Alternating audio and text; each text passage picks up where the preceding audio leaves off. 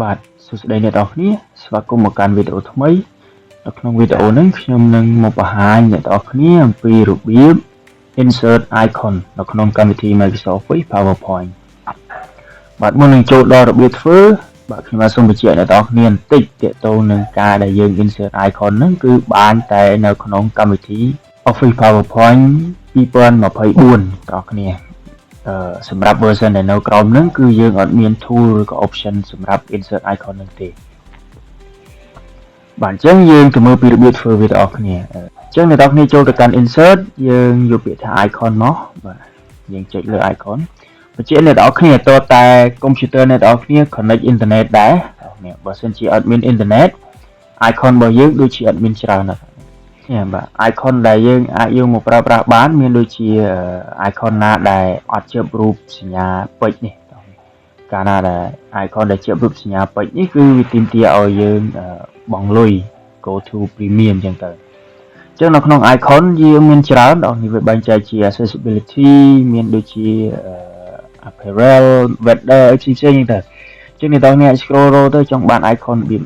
បណាយើងអាចជ្រើសរើសទៅតាមនឹងចំណង់ចិត្តឬក៏ទៅតាមប្រភេទនៃ slide ប្រភេទនៃការងាររបស់អ្នកទាំងនេះចឹងនៅក្នុងការដែល add icon នឹងដែរគឺយើងមិនមែនមានតែ icon ទេយើងអាចមានជា image ដែលមាននៅក្នុងស្រាប់អ្នកទាំងនេះអាច search តាមនឹងទៅបាទចង់បានរូបភាពបែបណាយើងអាច search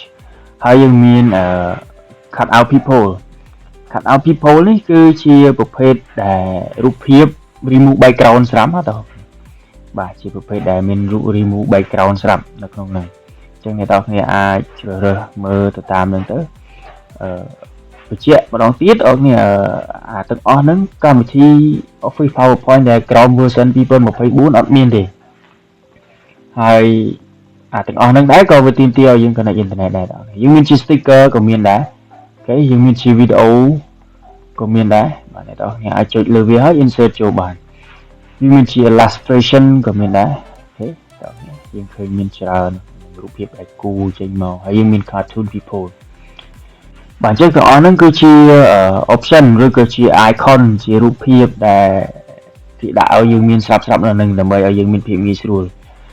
អញ្ចឹងអ្នកនរគ្នាចង់បានរូបភាពបែបណាយើងគ្រាន់តែចុចហើយ insert លើវាឧទាហរណ៍អ្នកនរគ្នាចង់បាន icon រូប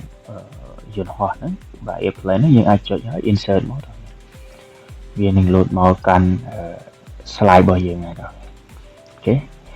បាទអញ្ចឹងវីដេអូហ្នឹងមានតែប៉ុណ្្នឹងអ្នកនរគ្នាសម្រាប់អ្នកដែលមានចម្ងល់អាច comment សួរខាងក្រោមអរគុណច្រើនជំរាបលាបាយបាយ